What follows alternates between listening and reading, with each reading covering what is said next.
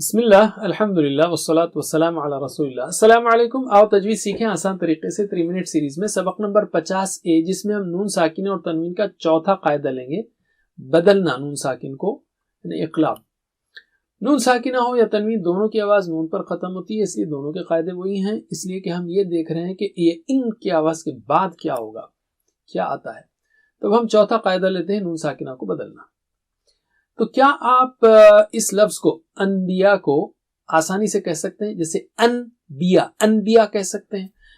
ان کہنے کے بعد جیسے ہی آپ با نکالنے کے لیے ہونٹ ملائیں گے تو خود بخود ہی میم کی آواز آئے گی. دیکھیے ان میم ہو گیا نا. تو آسانی سے ادا کرنے کے لیے اس کو ویسے ہی میم سے بدل دیا گیا تاکہ مشکل ہی نہ ہو. اس کو انبیاء پڑھیں گے، بس یاد رکھیے اس کو غنے کے ساتھ پڑھنا ہے. اور یہی بات تنوین کے لیے بھی ہے. جیسے ابدن ہے، ابدن کے بعد بی آ رہا ہے. ابدن جیسے بی کے لیے ہونٹ ملائیں گے تو وہی میم کی آواز آ رہی ہے. تو اس کو شروع سے ہی میم سے پڑھیں آپ، ابدم بما، اور اس کو بھی غنے کے ساتھ پڑھیں گے. یعنی غنہ کیا ہے؟ 2 حرکت ناک سے، ابدم بما. تو اگر یہاں پر میں نون ساکنہ لکھوں تو گویا اس کے بعد اگر با آ رہا ہے تو اس کو میم سے بدلیں گے. ادھر میم لکھنے آپ تو بہت اچھا یاد رہے گا. نون ساکنہ کو میم سے بدلیں گے اگر اس کے بعد با آئے. یہ قرآن میں تقریباً 500 بار آیا ہے، ہر صفحے میں 1 مرتبہ تقریباً. تو چلیے میرے بعد دہرائیے ایک لفظ کی مثالوں کو. انبیاء، انبیاء، تنبتو، تنبتو. 2 لفظ کی مثالیں لیتے ہیں.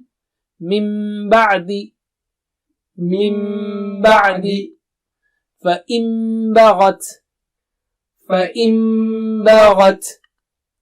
2 لفظوں کے درمیان تنوین کا کیس. تنوین کا کیس ہمیشہ 2 لفظوں کے درمیان ہی ہوگا. ابدم بما، ابدم بما، امت بشہید، امت بشہید، خبیر بصیر، خبیر بصیر. تو ہم نے نون ساکنہ اور تنوین کے 4 قاعدے سیکھے. بتانا، چھپانا، ملانا، بدلنا یاد رکھنا بہت آسان ہے. تو اس کو آپ اشاروں سے کر لیجئے. نون ساکنہ اس پر آ رہا ہے، اس کے بعد اگر کوئی لفظ آئے حلقی کا تو آپ بتائیں گے، اور وہ 15 حروف آئیں گے تو نون ساکنہ کو چھپائیں گے، اور یا واو میم نون اور لام اور را تو نون ساکنہ کو ملا دیں گے، اور آخری میں بدل دیں گے میم سے. بتانا، چھپانا، ملانا، بدلنا. پھر سے تو یہ نون ساکنہ تنوین کی چینجز ہیں. بس نون ساکنہ کو بتانا، چھپانا، ملانا، بدلنا. آخری بار بتانا، چھپانا، ملانا، بدلنا. یہ 4 قاعدے ہیں جن کو آپ آسانی سے یاد رکھ سکتے ہیں. بس اتنا ہی. جزاکم اللہ خیر والسلام علیکم. Please visit understandquran.com for our courses on Read Al-Quran, Learn Tajweed and Understand Al-Quran, and for one-to-one learning. Jazakumullah khair. Wassalamu alaikum.